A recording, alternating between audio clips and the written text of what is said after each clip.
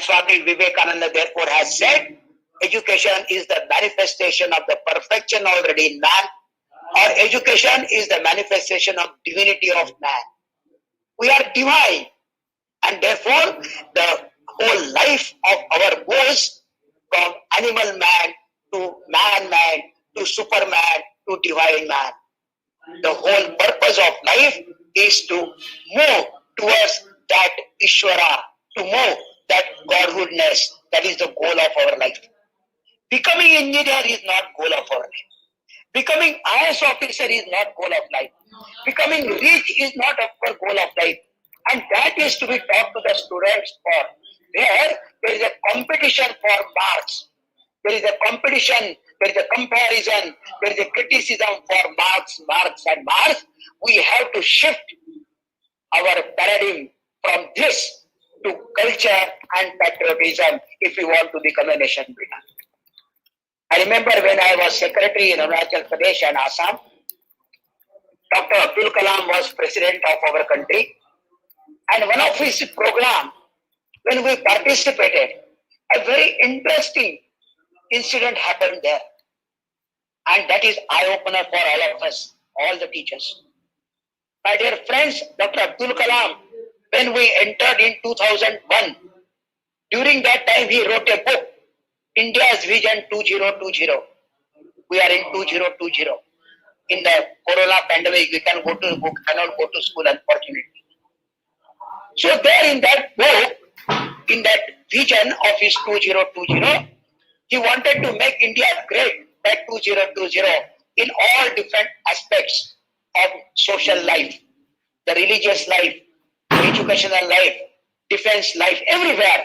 There should be excellence and the country should become Samartha Bharat.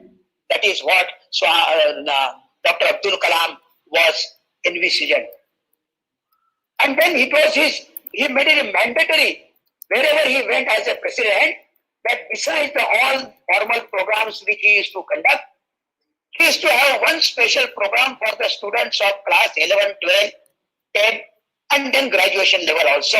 Some selected students from every state, all state, complete state of that particular region, they will be together and Dr. Abdul Kalam will speak to them about his vision of 2020 in more detail.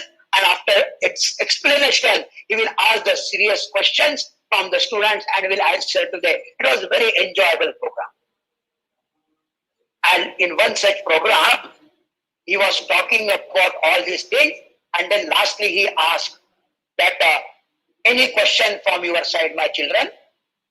And there were some few questions here and there. And one boy, he got up and started shouting from his own place. Because he was so eager to speak, he did not wait for the mic to come. Mouthpiece to come. He started shouting. So he told that, please, you come here. Please come to dais. Dr. Abdul Kalam called him to dais. He came running and he shouted there, what nonsense you are talking, Dr. Abdul Kalam ji, the president. You know our politicians are corrupt. You know our teachers, they do not take teachers in our class. They ask us to come their home for tuitions. You don't know our social leaders are like this. You don't know this, so much, so many. He was irritated. He was so angry. And lastly, there were tears in his eyes and he stopped. Whole hall was perplexed. What is going to happen? Governor is sitting there. Ministers are sitting there. Police officers are sitting there. President of the countries. And in front of all this small boy of class 11, 12 is speaking like this. Dr. Abdul Kalam, without becoming angry, just went to that boy. Just patted him on his back. He said, yes, please wait here. And then he looked towards the audience and said, by any chance his teachers are here? Any teacher is here? And you know very well that whenever such programs are there, that the students are going from a school for some program, there is an escort teacher.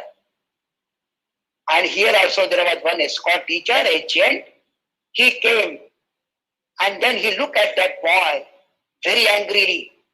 That what a bad name you have brought to the school. Like that he was shouting in his heart. He came to dais. Dr. Abdul Kalam, look at him. And then he said, sir, this boy is very arrogant. He doesn't know how to behave in front of the elderly people. After going back, I will teach him a very good lesson. Dr. Abdul Kalam said, yes, please wait here. Then another question he threw to the audience and asked, my dear, whether his mother or father is there? And unfortunately, or fortunately, I do not know, his mother was there because she was also a teacher. She also came with some of her students. And then since her own child was going, she said, I will also go as an escort. And she brought her children, her school children. She came, she was crying, there were tears in her eyes. And she was telling to Dr. Abdul Kalam, sir, what I can do? This boy at home also asked me the same type of questions and makes my life miserable. I do not know what answer I should give to him. What I can do, sir? Dr. Abdul Kalam laughed and then took one hand, this teacher, in other hand, the mother, and took both of them to that boy and said, my dear child, only these two people can change the society. These two people can change the fate of our nation. Teacher is a nation builder. Mother is also a nation builder. Mother is supposed to give the spiritual education. Teacher is to give secular education. Either way, that responsibility of making a country great, making each and every individual great, is the responsibility of mother and a teacher. A teacher has to be like a mother. Mother has to be like a teacher. And therefore, I always say, teachers are nation builder. Because the children who are going to occupy the higher position in the society hereafter, they are going through our hands, through your hands and my hands. Whatever I teach them, they will follow. Surely they will follow. But not only why I teach them, what I do is much more important than what I teach. Because each child has the tendency to follow what elders are doing.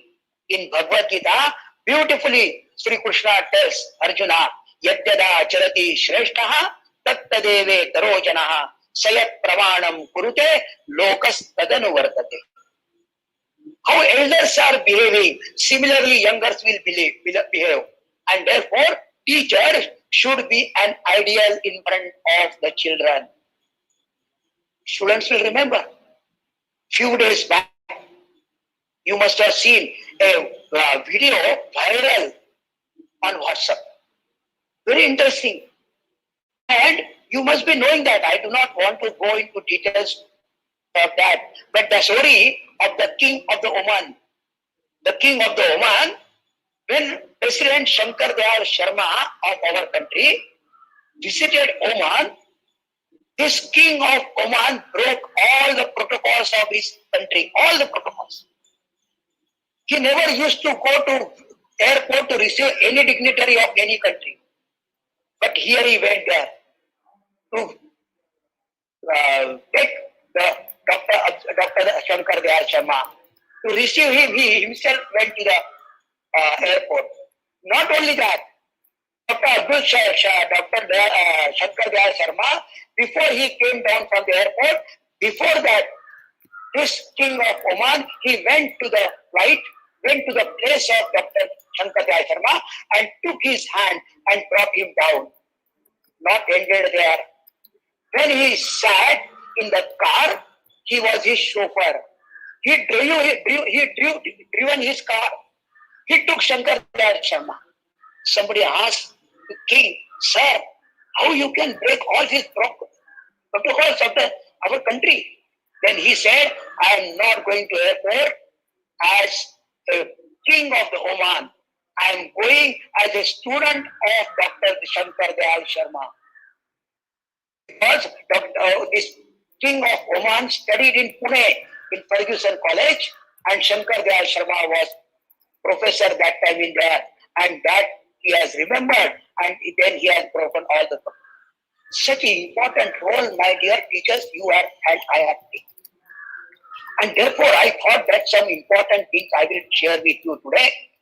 When half of the time has gone after I might talk, just to give a prelim what I want to speak. Two things you must make it in mind. Do not talk about the students about their standard of living. Talk always about standard of life. There are two different things. These two words are very famous, often quoted by Swami Chinmayananda of Chinmaya Mission. He said standard of life is much more important than standard of living. Standard of life depends on what you have inside, which get manifested outside by your behavior, by your action. And standard of living depends on what you collect from others from outside and make yourself joyful or happy or whatever you call it as. It is just for example to explain, the standard of living depends on which car you have, what type of block you have, whether a one-room kitchen or two-room kitchen or three-bedroom kitchen, which car you are having, how many shirts and pants you have, all these things depend on your standard of living. But standard of life is what inner qualities you have. Whether you are truthful to your own self and to the people around you, whether there is a selflessness in you, are you responsive to the changes in the situation? Do you take the responsibility of the development of the society around you? Or are these things which are within? They are much more important. So remember one thing always. Standard of life is to be improved by education and not the standard of life. Therefore, the first and most important thing is that you must talk about the values in your day-to-day life, and not only talk about the values, but also express your values in day-to-day life. Second point is our culture. Our country has a great tradition of culture for more than 5,000 years old. What a beautiful culture. It stands on 16 important pillars. And all these pillars you must know, not by name. Each and every pillar you must know in detail, and so that you can talk to them. All these the pillars of our culture help us to grow from animal man to divine man. The rishis, that's why Swami Vivekananda used to call this land as a Punya Bhumi, Jnana Bhumi, Rishi Bhumi, Karma Bhumi. So many adjectives given. Here all the great sages and saints have given their whole life to give us a valuable things so that we can practice in our life and raise ourselves from animal man to divine man. I was talking to you about 16 pillars. These 16 pillars are very important. The 4 important pillars we call as Purushartha. Dharma, Artha, Kama, Moksha. These 4 things are very important. Dharma, our land is land of Dharma. Bharat Mata is land of Dharma. Ramayana, Mahabharata, all these things teaches us only the same thing, that this land is Dharma Adharit. It is Dharma based. You must have definitely Artha and Kama. You must say you must have money, you must have desires. But you ultimately, these desires and Kama, they must have the 2 banks of Dharma as well as the what we call as Moksha. The freedom. Moksha is freedom. Moksha is not some any place anywhere. It is the freedom. Freedom from all. Freedom for everything. So these are the first 4 important pillars. So students must be taught about the Purusharthas. Most important, how they should live dharmic life in their day-to-day life. How they should follow Pitru Dharma, Matru Dharma, Putra Dharma, Samaja Dharma, Rashtra Dharma. All this Dharma is not what you consider as Islam or Hindu or Christianity. No, not like that. It is the innate behavior towards the society. So that dharma you must teach to the student. The first four important purusharthas, the first four pillars of our culture. The second are the ashramas. The ashramas, there are four, as many of you may be knowing that. One is called brahmacharya ashram. That is when the child is studying. And the key point of this brahmacharya ashram is learning and sayyam. That is the control over the sense organs. Disciplining the sense organs.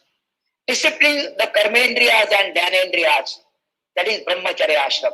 The education to which we call it as, in that educational system, this year of their life, that is when they are in school or in college, this sayyama is very important, the brahmacharya ashram. The second, grihastha ashramam, they should get married. If somebody doesn't want to that, yes, he can remain bachelor. Brahmacharya, grihastha ashram is very important. Grihastha ashram has to play a very important role for the growth of the society, to maintain the society. And sometimes I feel strongly that grihastha ashram is most important among the four ashramas. The third ashram is vanaprasthi ashram. That is a retirement age. I have worked hard. I have taken care of my family. Now my family can stand on their own. I will not interfere in their day-to-day life. But whatever skills I have, whatever experience I got throughout my life, I will use for the good of the society. So my life will be mostly dedicated for the society other than my family members. I will be in the family, but probably I will not interfere in their day-to-day life. Let them take their own care. That is vanaprastha ashram. And the fourth is sannyas ashram, which is considered as one of the most important, that no attachment anywhere. Getting totally detachment and try to go and understand the goal of our life, that is the moksha, that is the sannyas ashram. The four ashramas, brahmacharya, grihastha ashram, vanaprastha ashram, these are the second four, that is 8 are covered. The third one we call as chaturvarnya. 4 varnas. In our traditions, it was brahmana, kshatriya, vaishya and kshudra. All of them, they have their own duties. And it is not by birth. I may be Brahmin by my birth, but because of my action, I may be less than Kshudra also. I may be Kshudra by my birth, but I can act in such a way that I will become a Brahmana. Brahmana means what? Who is interested in understanding the Brahma. That is Brahmana. So, Brahmana, Kshatriya, Vaishya and Shudra, all these four are necessary for the society, for the success of the society, preservation of the society, protection of the society. All four are required. And the fourth one is very important, and that sometimes in our schools we don't do it, and they are called as 4 yogas. That is Karma Yoga, Jnana Yoga, Bhakti Yoga and Raja Yoga. So these are total 16 pillars of our culture. And all these things should be brought to the notice of the children when they are young. They can be sequentially told about all the important of these things. So then and then they will be proud of their own culture and they will try to behave according to their culture. So this culture plays a very important. If at all we cannot go in, the 2 important values of our culture, Swami Vivekananda always used to say, that 2 important values of our culture are renunciation and service. त्याग और सेवा ये हमारे जीवन के आदर्श होना चाहिए. त्याग की कल्पना है, यानी दूसरे के लिए मैं कुछ निश्चित रूप से करूंगा. मेरे लिए तो मैं जीऊंगा, नो डाउट अबाउट दैट, लेकिन मेरे से दूसरे के लिए ज्यादा रहूंगा. I will live for others. Swami Vivekananda, one of his beautiful quotations say, they alone live who live for others. The rest are more dead than alive. जो दूसरे के लिए जीते हैं वो ही जिंदा है, बाकी तो मरे से मरे हुए. Let us not forget to teach this important value of renunciation of Tyaga to put in the life of their children from the very beginning who are under. And therefore, every one of us should also must be always ready to give something else. So Tyaga and service to other. That's why Vivekananda Kendra has that value aphorism. Service to man is service to God. Shiva Bhave, Jiva Seva, what Swami Vivekananda has given a clarion call to us. Look at the God present in everywhere. That is what our culture says. God is present everywhere. Isha Vasyam, Idam Sarvam, Yat Kincha Jagatyan Jagat. Everywhere God is present. Therefore, children who are in my class, they are God. They are expression of God. And therefore, my approach to them is just like a God. As I look after God, just I go and pay my obeisance to God. Similarly, can I do obeisance to my children in my class? Can I do that? If that is there, then only this one. The school will become then a temple. School will not become a classroom. It will become a temple because the children are there. God is present there. You know, there is a wonderful video I saw on a Facebook some 2-3 days back. What a wonderful it was. It is a story of a teacher. A teacher is sitting in a library. After retirement, he goes to library, brings books to read because learning process is continuous in the life of an individual. So he goes to library, takes book, reads, bring home some books, and in this way his life was going on. One day when he was sitting in the library, one boy came to him. Boy means he was an elderly boy, maybe 25, 30, maybe 35, maybe, that is not important. He came and then said, "Sir, do you remember me?" The sir said, "I am quite old now. I do not remember you now. But if you tell me name, I can." And then that boy said, "Sir, I am XYZ." Oh, then teacher immediately said, Okay, you are from that batch. Where are your other friends, Mr. XYZ, Mr. XYZ, ABC, all this, where are they? What they are doing? All these things he asked about all the boys of that batch. All the boys came in front of his eyes. So much love for their own children that teacher was having. And then he said, that teacher asked me, "Sir, do you remember what I taught you in Marathi?" Then he said, "Sir, I don't remember all those things surely, but one thing I remember very much." He said, "What you remember?" "Sir, you may not remember, I remember very much." The boy went on. The teacher asked, "What? Tell me." "I don't remember. What you tell me?" "Sir, every day when you will come to school, when you will enter the class, you will put your chappal outside the classroom and then come into the classroom and teach us. And when we will go out, then again you put your chappal and then go further." Here also in library, when I saw that your chappal is outside, then I understood you are inside, and therefore I came and met you, sir. I remember. Then that said, "Yes, my dear child, I always thought that a classroom is a temple. And in a temple, we do not go with chappals. In temple, we go with an open heart. In temple, we do not have any comparison, any competition, any criticism. We are pure at heart. And with that pure heart, when I enter in the class, my teaching is elevated. It is ennobling." What a simple, beautiful thing a teacher can teach a student. A classroom is not a classroom. It is a temple. The children who are sitting, they are not children ABC. They are having names. They are God, they are impression of God. And they are looking at you with a different angle. And therefore your behavior, my dear children, should be in such a way that they will capture each and every moment of your life and try to imbibe those things in their personal life. That is the nature of a teacher. That is a good teacher. When I say a good teacher, what is the role of a good teacher?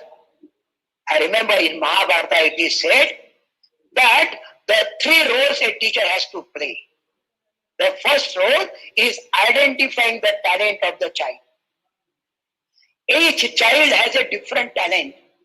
In classroom, there are 40 children, maybe 50, maybe 60. I do not bother about that. But each child is unique because it is nothing but the manifestation of God only. It is a mini God. And I have got that beautiful opportunity to interact with this mini God. I have got an opportunity to teach this mini God.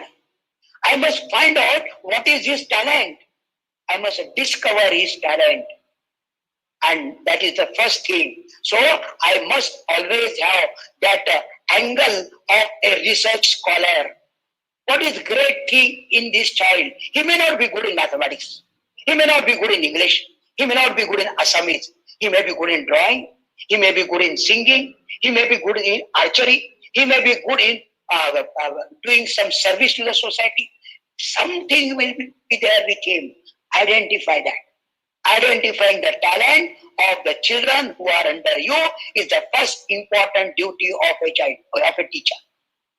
The second duty which comes to him automatically is training the talent to its maximum excellence. Whatever talent is that, he is a good painting, make him a good painter, such a good painter that in world he will be topmost. If he's an archer, make him a good archer, just like Arjuna by Dronacharya. Like that, whatever talent he has, nourish it, protect it, nourish it, allow it to grow, give all support to it, and see that that boy goes to his excellence in that particular field. And third and most important is that utilizing that talent for the good of the society. The society should be enriched, and this boy is to be taught to enrich the society by his talent. That is the role of a teacher. Then he can become a nation builder. You know, in the story of Swami Vivekananda, Ramakrishna Paramahansa identified the talent of Swami Vivekananda when he was Narendranath. The first meeting of Ramakrishna Paramahansa and Narendranath, when Narendranath or Vile or Vireshwar sang a beautiful bhajan in front of Ramakrishna Paramahansa, and Ramakrishna Paramahansa, he started crying. There were tears in his eyes. He went into ecstasy. And after coming out, he said, Naren, your voice is so good. God will be pleased by your voice. So what you should do? Always sing glory of God. Swami Vivekananda says, thereafter, in my whole life, I never said anything other than glories of God through my beautiful voice. If voice is there, sing a beautiful bhajan. If drawing is there, draw a beautiful picture of that beautiful culture, beautiful nisarga, that is what we call it as the nature, the God himself. You will become great man in his own country. So the teacher has three important roles to us. In the whole process, teacher has to grow, because Swamiji's clarion call to all of us is that be and make, first you become. Whatever you talent you have, try to improve it upon every day.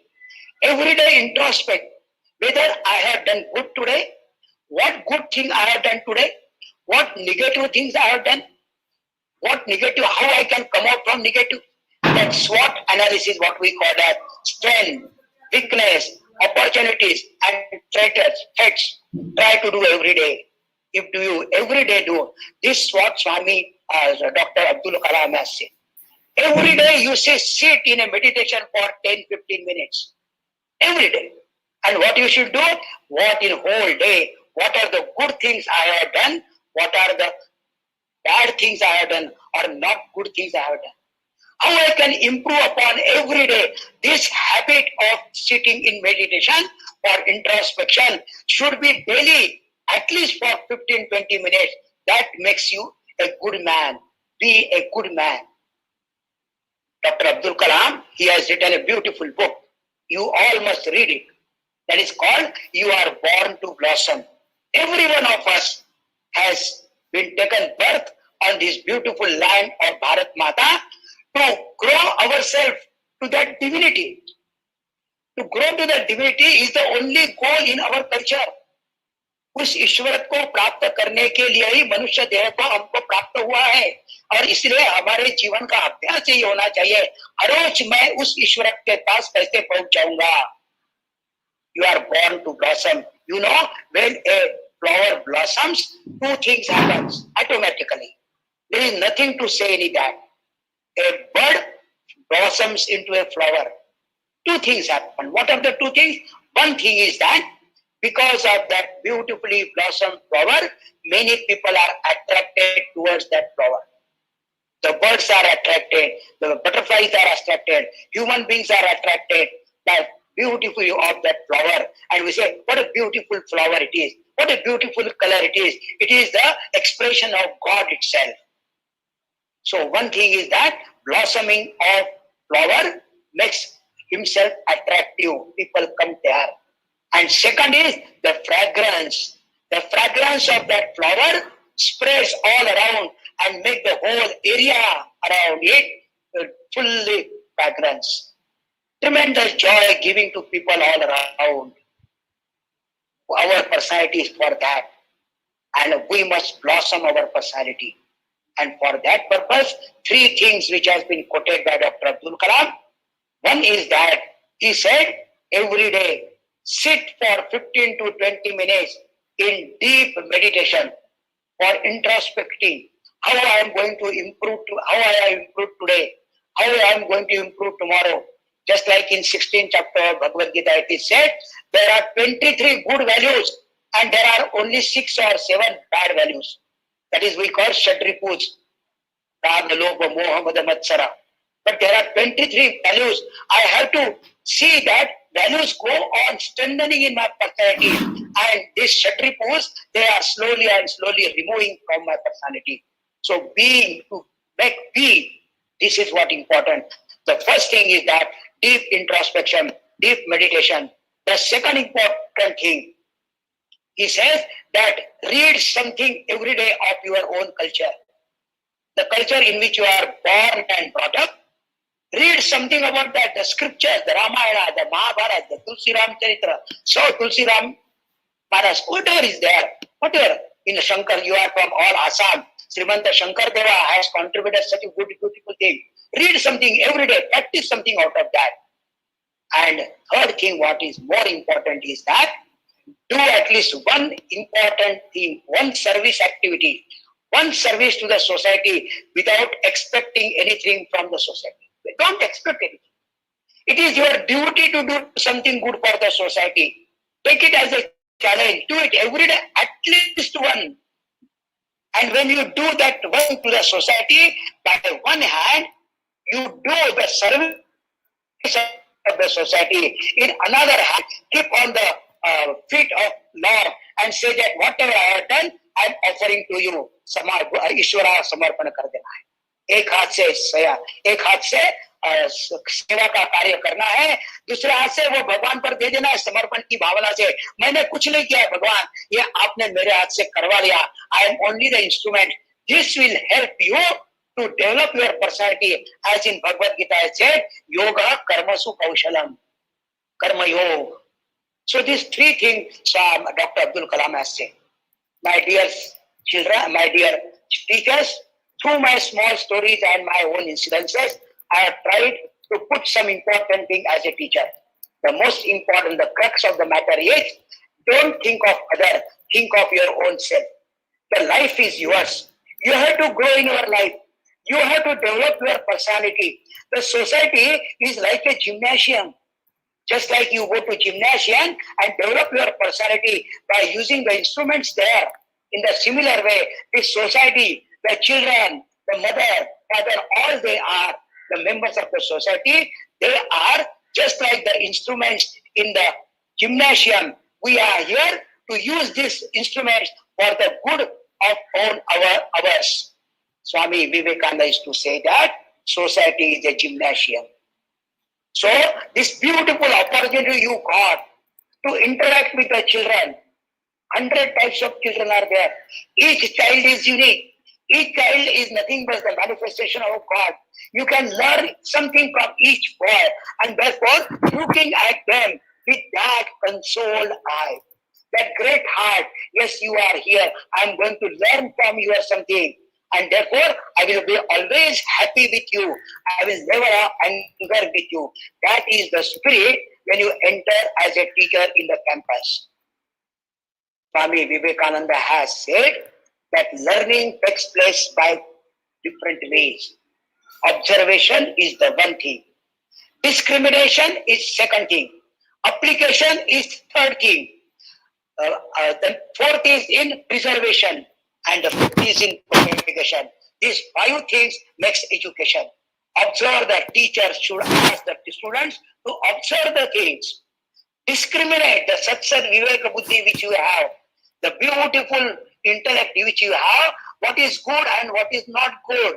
That capacity to discriminate between what is sat, what is asat, that is with you. Try to explain to what is discrimination to the children. Then application of whatever is good in your day-to-day life.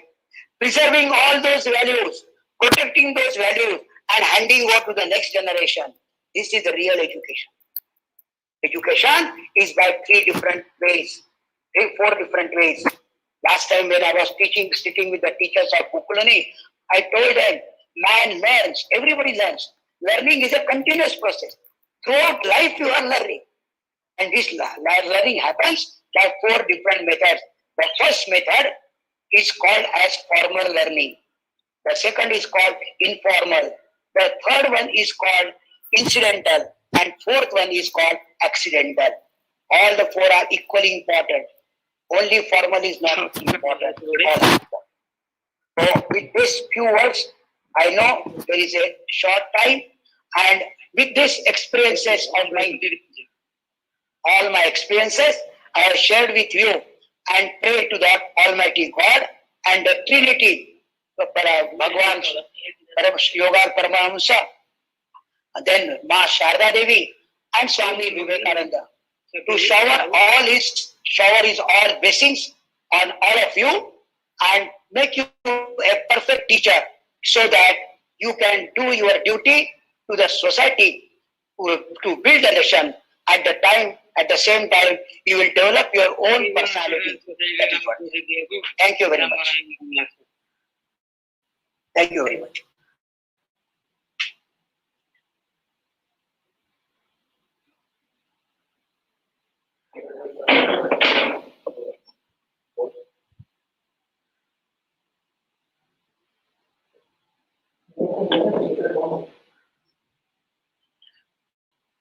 Thank you, sir, for your valuable speech. It has inspired us to work sincerely towards our profession. Now, I would like to request, now there's an interaction session. I would like to request any teachers, they can ask their any questions or queries. They can interact directly with our sir.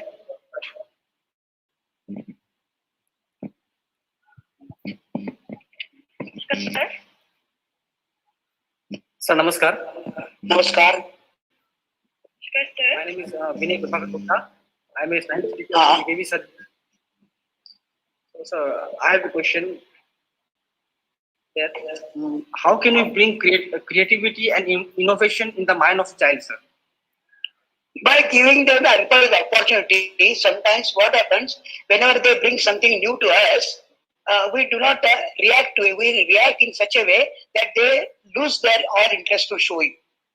So anything, small things. I remember when I was principal of Tinsukia school, even something, a small nursery boy, class 1 or class 2, I will say, sir, मैंने a drawing निकाला है, देखिए तो, and then I will say, oh, so nice you are, no? Please do nicely again, still do it. We have to encourage the students to do their best.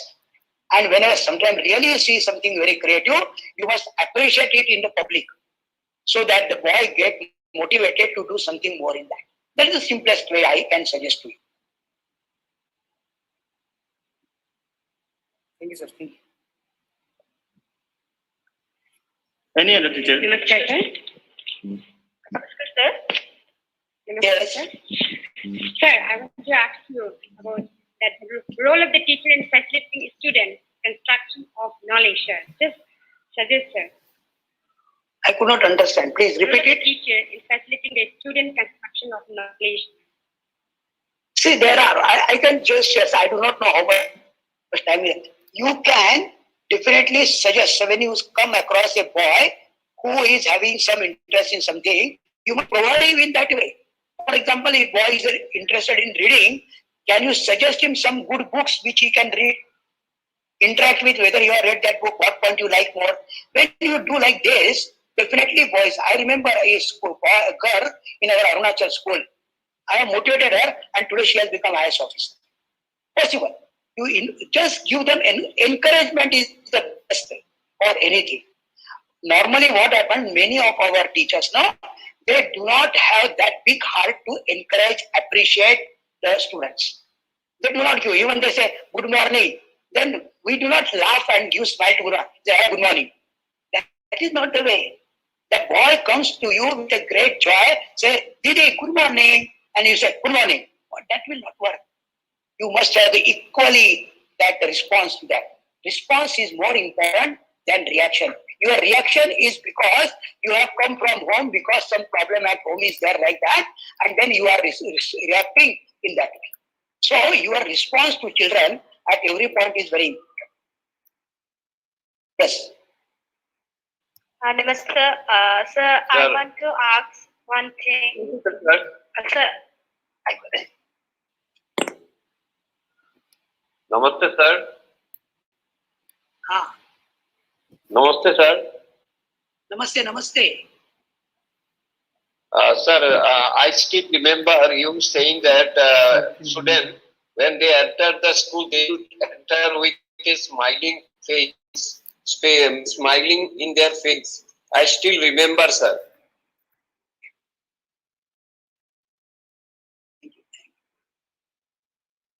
Namaste, sir. Sir, I want to ask something whether I need a guidance from you. Sir, suppose we have understood a child, that the child is interested in which area, right? So after then, when we encourage the child in that area, rather when the child says that the parents are trying to motivate or take him away from that means way. For example, the child is interested in suppose craft arts or something like that, but their parents want that the child should be because nowadays the parents think that doctors and engineers are only the people in the society. So the parents think that we are giving a wrong motivation, we are guiding the child in a wrong way. That's why you are encouraging the child in this way, where whether he is not he will be motivated from his studies. At this time, sir, what will be our duty? How can we motivate or means make a change in the parents' mind? Rather, how we can listen to the child, his thoughts and all. How we will guide them at the time? What should be our role at the time? Very good question. Very good question.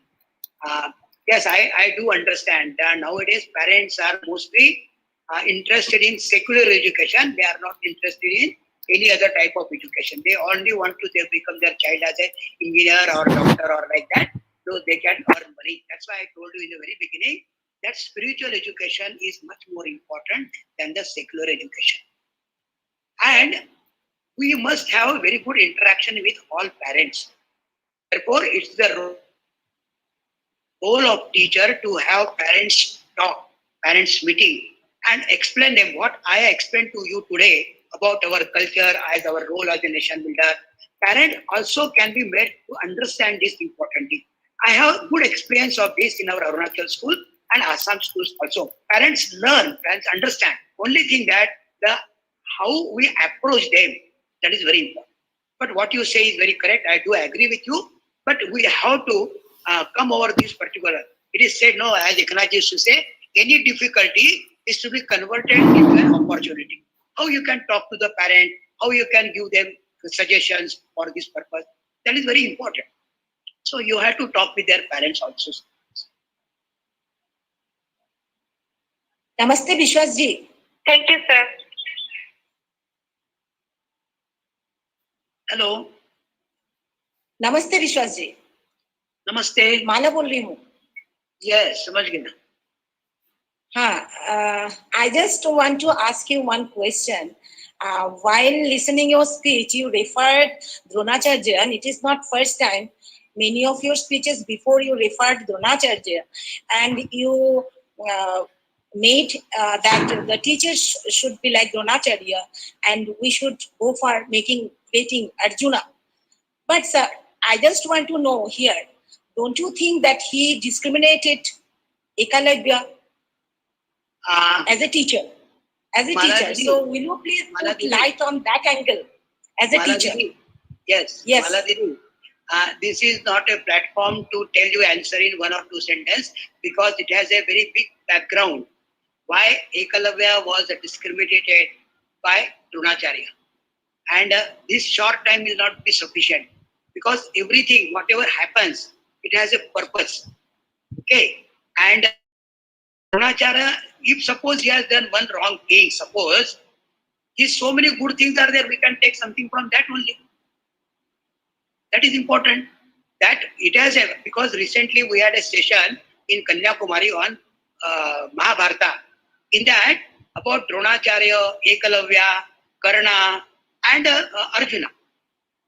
Everybody he has discussed in detail, and then only we opened our eyes. Because which Mahabharata you are reading, what is the real one, what is the original one, all these things we are not knowing. We are reading something and we are coming for the things. So if time permits, I will definitely tell you in person also about this. Okay? Okay, thank you. Namaskar, Viswas sir. Sir, this is Ranjit Purkar, sir. Take my pranam. Sir, can you hear me? Namaste, sir. Am I audible to you, sir? Can you hear me, sir? Sir, I still remember the story that you narrated to us about this museum in London to inculcate in us the effect of positivity. That story has carved permanently in my heart, sir. And I narrate the same story to my students. Many a times I did that. Sir, today my question to you is, I just wish to know from you, sir. Sir, today children are exposed to so many things. The effect of social media, the media as such, the advent of Western culture in our country, the change of mindset of even the parents today. So therefore, sir, the challenge for a teacher has increased manifold to instill value education among the children. Whatever we teach in the school, they probably find a different world outside. Sir, please throw some light, because I feel in the changed circumstance, our even approach also perhaps need a little bit change to make it effective. If you, sir, please throw some light on that. Thank you, sir. My dear Ranjit, I must tell you, when there are more challenges, your more strength comes out. You just try look at the history of Vivekananda Rock Memorial. When there were challenges, Eknathji became bigger than the challenges. Similarly, whatever challenges we are facing in the society, can we, you know the story that how we can make a line bigger than the, without disturbing the further line.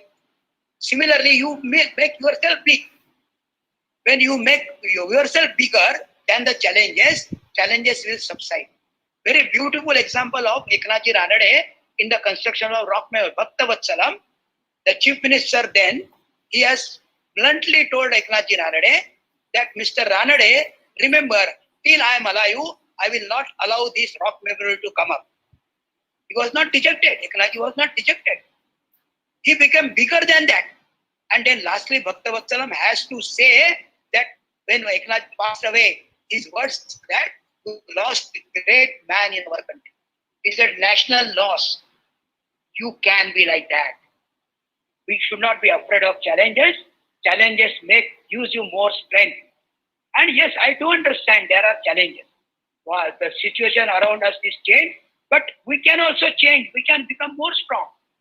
That is the only route. We cannot We cannot become down because for that. We cannot leave our role as a nation builder. If teacher they think that we are not nation builder, who will come up forward to make this nation great? We have to make our nation great. That is our bounden duty. We are enjoying everything of our nation, from food to clothing, everything we are enjoying. This freedom we are enjoying, and we are not going to do anything for our country. So this you must make that I will become bigger than the challenges of the society. That will happen. Okay? Thank you, sir. Thank you so much, sir. Viswas sir. No, sir. Viswas sir, namaskar. Is it